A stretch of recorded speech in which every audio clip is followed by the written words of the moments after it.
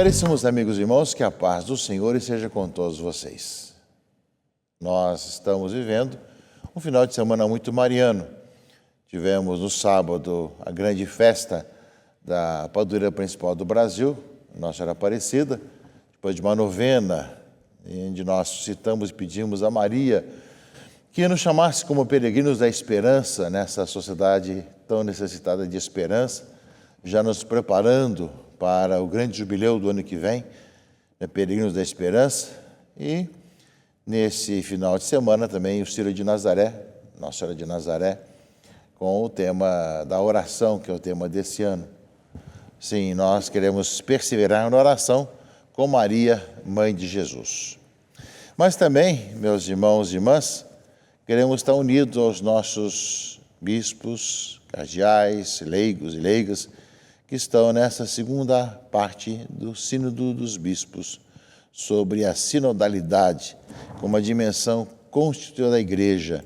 Depois temos, no ano passado, tido essa oportunidade de chegar a algumas conclusões, que foi depois com várias consultas pelo mundo afora. Agora chega-se à elaboração de alguns textos que depois se virão para o Santo Padre elaborar um documento papal sobre a questão da sinodalidade.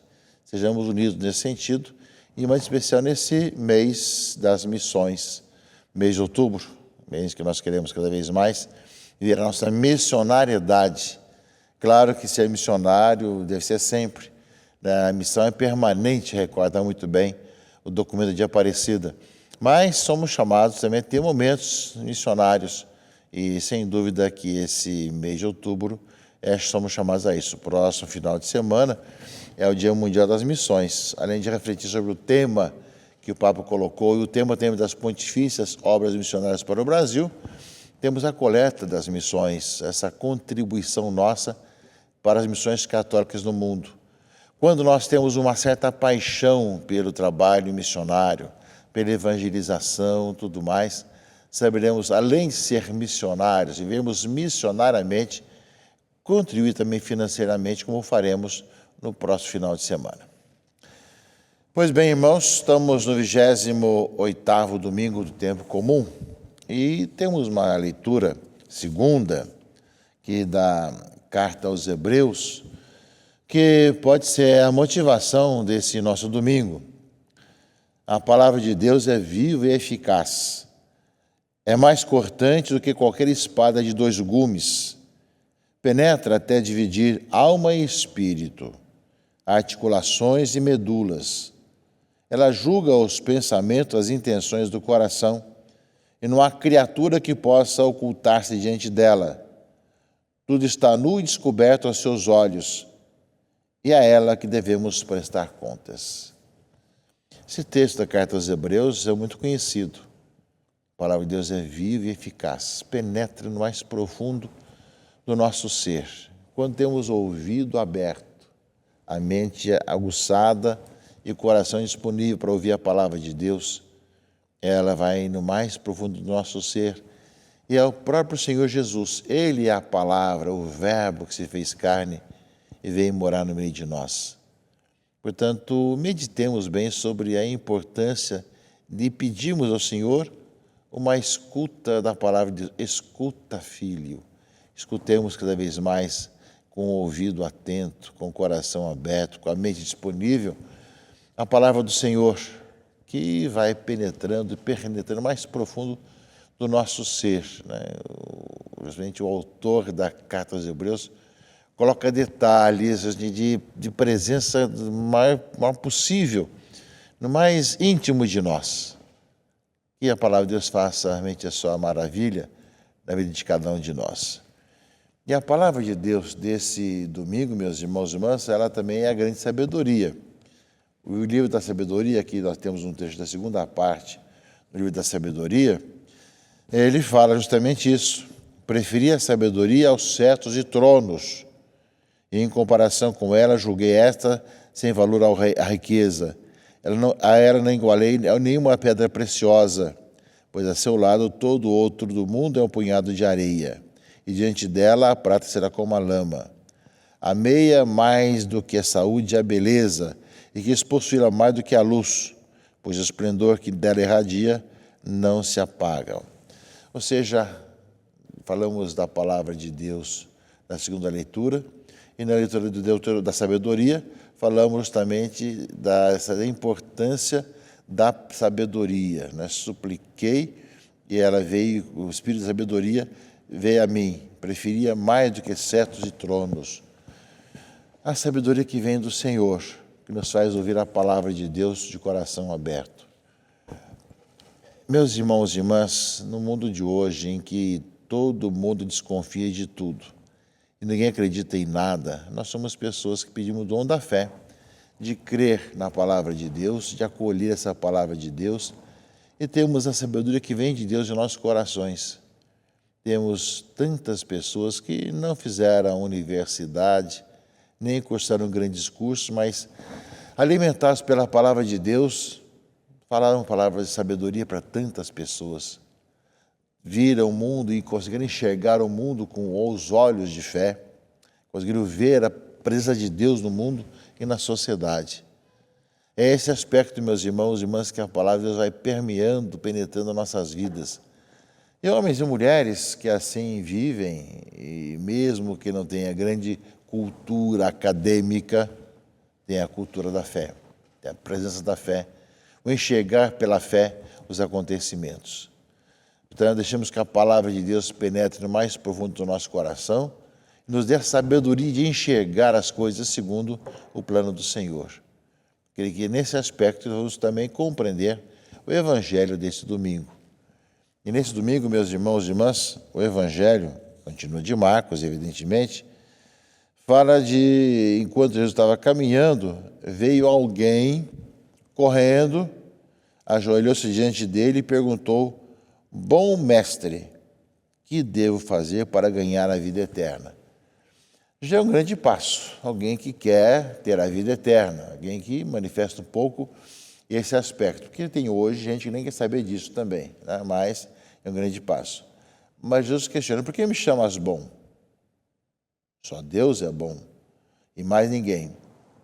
E Cristo responde: tu conheces os mandamentos, não matarás, não cometerás adultério, não roubarás, não levantarás falso testemunho, não prejudicarás a ninguém, honra teu pai e tua mãe. Jesus disse os comportamentos que devemos ter diante do mundo de hoje, né, que os mandamentos colocam para todos nós. De uma certa forma, todos nós conhecemos os mandamentos e nem sempre colocamos em prática tudo isso, mas veja bem a resposta desse homem que veio conversar com Jesus sobre a vida eterna. Ele respondeu: mestre, tudo isso tenho observado desde a minha juventude. Ou seja, alguém observante, queria a vida eterna e tinha colocado tudo isso, né, que fala os mandamentos de relacionamento com o próximo, colocado em prática. Aí Jesus olhou para ele, diz aqui a leitura,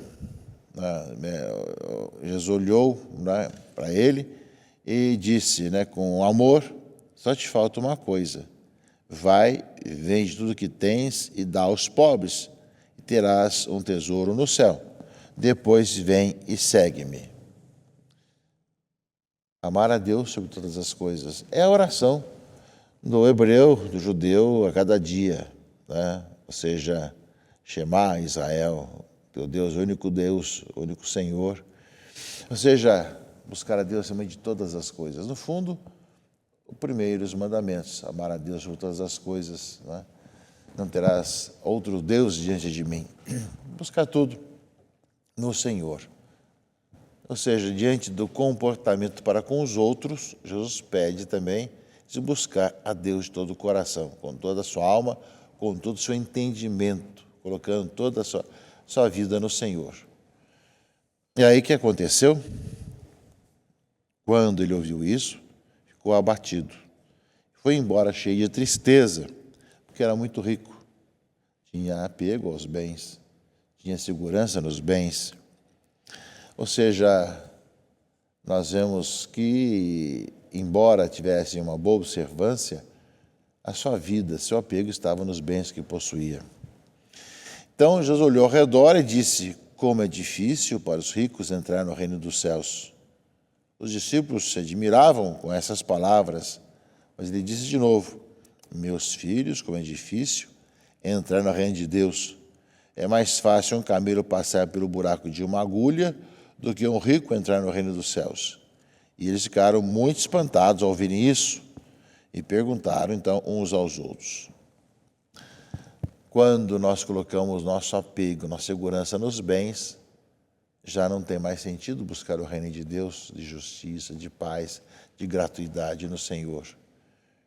E, claro, no meio daquelas agulhas do muro de Jerusalém, né, dificilmente passava um camelo, difícil, mas é mais fácil passar naquelas agulhas, né, dos muros do que um rico entrar no reino dos céus. Ou seja, alguém que é apegado aos bens e tem seus bens como o Senhor, não é possível. Então, é aí que vemos a palavra de Deus, a sabedoria, que fala a leitura primeira e a segunda, meus irmãos e irmãs, de poder ver que é possível. E aí, então, tem a resposta de Jesus aos seus discípulos também, né?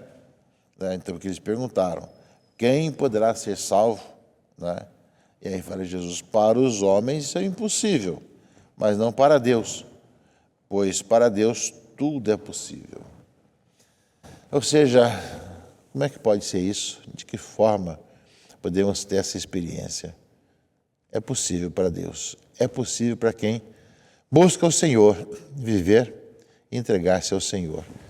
E está a diferença, meus irmãos e irmãs, daqueles que buscam o Senhor com todo o seu coração e toda a sua alma, de tal forma que aquilo que parece impossível aos homens torna-se possível para Deus atuar na sua vida e em sua caminhada.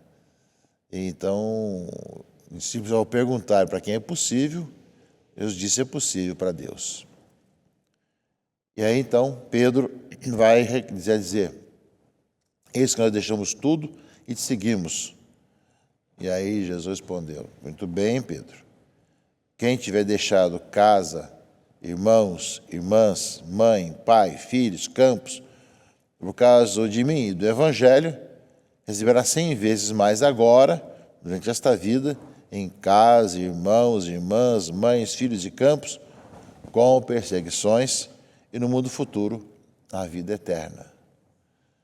Ou seja, diante daquilo que Jesus falou, que isso é impossível aos homens, mas é possível para Deus, Pedro diz: olha, nós deixamos tudo e te seguimos. Né? Ou seja, eles receberam essa graça, esse dom, essa sabedoria de poder, pela palavra de Deus, deixar tudo, pelo verbo que o chamou.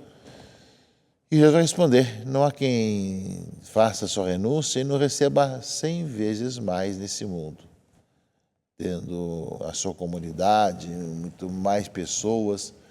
Você torna-se rico da graça de Deus e de dons, e ainda mais, e no futuro, a vida eterna. Meus irmãos e irmãs, pensemos bem nessa palavra desse domingo.